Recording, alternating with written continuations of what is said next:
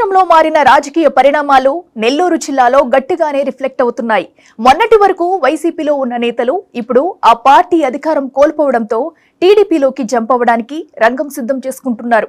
ఇటు ఎన్నికలకు ముందు తమపై ఒత్తిడి తెచ్చి రాజీనామాలు చేయించారని వాలంటీర్లు పెడుతున్న కేసులతో వైసీపీ నేతలకు కంటి మీద కునుకు లేకుండా పోతుందట. ఇలాంటి అనేక కారణాలతో వైసీపీ ఖాళీ చేసి టీడీపీలోకి చేరేందుకు నేతలు వారి అనుచరులు సమాయత్తమవుతున్నారు.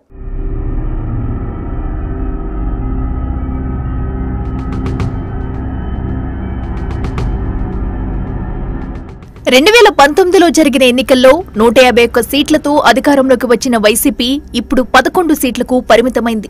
దాంతో రాజకీయ సమీకరణాలు వేగంగా మారుతున్నాయి.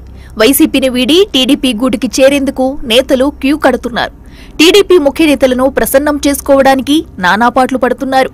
అధికారంలో ఉన్నంతకాలం టీడీపీపై విమర్శల దాడి కొనసాగించిన నేతలు ఇప్పుడు అవసరమైతే వైసీపీ పైన అదే తీరుతో ముందుకెళ్లేందుకు సిద్ధమవుతున్నారు. అయితే వచ్చిన వారందరికీ పసుపు కండువాలు కప్పే పరిస్థితి ఇప్పుడు లేదంటున్నారు.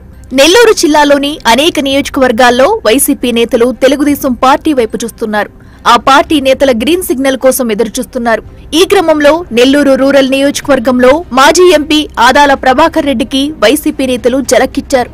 ఆదాల సన్నిహితుడు వైసీపీ రాష్ట్ర జాయింట్ సెక్రటరీ వైవి రామిరెడ్డి ఏకంగా ఆదాల తీరుపై తీవ్ర విమర్శలు చేస్తూ ఓ ప్రకటన కూడా విడుదల చేశారు.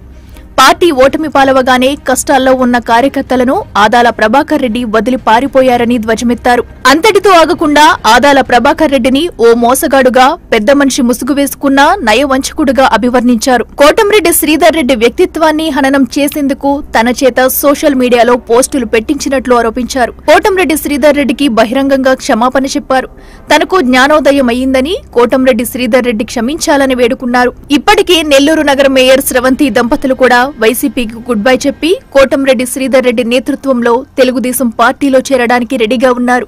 కోటంరెడ్డి శ్రీధర్ రెడ్డి పార్టీ మారగానే మేయర్ దంపతులు కొద్ది రోజులు కోటంరెడ్డితో కొనసాగారు. అయితే మళ్లీ యూటర్న్ తీసుకుని వైసీపీలోనే ఉన్నారు. ఎన్నికల్లో వైసీపీ ఘోర ఓటమి చవిచూడటంతో చేసేది లేక మేయర్ దంపతులు మీడియా సమావేశం ఏర్పాటు చేసి కోటంరెడ్డి శ్రీధర్ రెడ్డికి క్షమాపణలు చెప్పారు. తాము చేసిన తప్పు మన్నించి అక్కున చేర్చుకుంటారని ఆశాభావం వ్యక్తం చేస్తున్నట్లు చెప్పుకొచ్చారు. వారి బాటలోనే పలు నియోజకవర్గాల వైసీపీ నేతలు టీడీపీ తీర్థం పుచ్చుకునేందుకు సిద్ధమయ్యారట. దానికి తోడు వాలంటీర్ల రాజీనామా పర్వం ఇప్పుడు కేసుల వరకు వెళ్లింది. వైసీపీ కార్పొరేటర్లు నేతలకు కేసులు ఉచ్చుబగిస్తుంది. ఎన్నికలకు ముందు బలవంతంగా తమ చేత రాజీనామాలు చేయించారని వాలంటీర్లు ఆరోపిస్తున్నారు. ఇంతటితో ఆగకుండా తమను బెదిరించి రిజైన్ చేయించారని వైసీపీ నేతలపై పోలీస్ స్టేషన్లో కేసులు కూడా పెడుతున్నారు. దాంతో వైసీపీ కార్పొరేటర్లు హడలిపోతున్నారట. వైసీపీ నేతలు టీడీపీ వైపు చూడటానికి అది కూడా బలమైన కారణంగా కనిపిస్తుంది. ఇప్పటికీ వాలంటీర్లు వరుసగా పోలీస్ స్టేషన్లో ఫిర్యాదులు చేస్తున్నారు. కొన్ని చోట్ల కేసులు కూడా నమోదయ్యాయి. మరికొంతమంది వాలంటీర్లు ఏకంగా కోర్టును కూడా ఆశ్రయించారు. కోర్టు ఆదేశాలతో 41వ డివిజన్ కార్పొరేటర్ విజయలక్ష్మి, భర్త మధుసూదన్ రావు వంటి వారిపై కేసులు నమోదయ్యాయి. వేదాయపాలెం దర్గామిట్ట పోలీస్ స్టేషన్లకు వాలంటీర్లు భారీగా తరలివస్తున్నారు. ఒత్తిడి చేయడం వల్లే తాము రాజీనామా చేశామని, ఇప్పుడు తమ జీవితాలు అడకత్తెరలో పోకచెక్కలా తయారయ్యాయని వాలంటీర్లు ఆవేదన వ్యక్తం చేస్తున్నారు. అధికారంలో ఉన్నన్ని రోజులు పనులు చక్కబెట్టుకున్న నేతలు ఇప్పుడు ఆ పనులు ఎక్కడ పాడవుతాయోనని అధికార పార్టీ వైపు మొగ్గు చూపుతున్నారు. అయితే నెల్లూరు జిల్లాలో గత ఎన్నికల ఫలితాలు రివర్స్ అయి ఈసారి టీడీపీ క్లీన్ స్వీప్ చేయడం, పార్టీ పటిష్టంగా ఉండటంతో వలస నేతలకు గ్రీన్ సిగ్నల్ ఇచ్చి ఎర్ర తివాచీ పరచడం సబబు కాదని టీడీపీ శ్రేణులు అంటున్నాయి.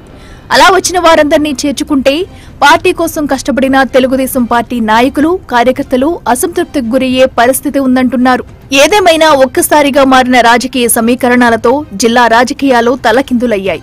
ఇటీవల కాలం వరకు వైసీపీలో ఉన్న అనేక మంది నేతలు ఇప్పటికే తెలుగుదేశం ఎమ్మెల్యేల పంచన చేరిపోయారు. పూలమాలలు, ఫ్లవర్ బొకేలు అందిస్తూ ఫోటోలు కూడా దిగేశారు. ఫ్లెక్సీలు పెట్టి అభినందనలు తెలుపుతూ కాకా పట్టేస్తున్నారు. అంతే మరి, పబ్బం గడుపుకోవాలంటే తప్పదు కదా.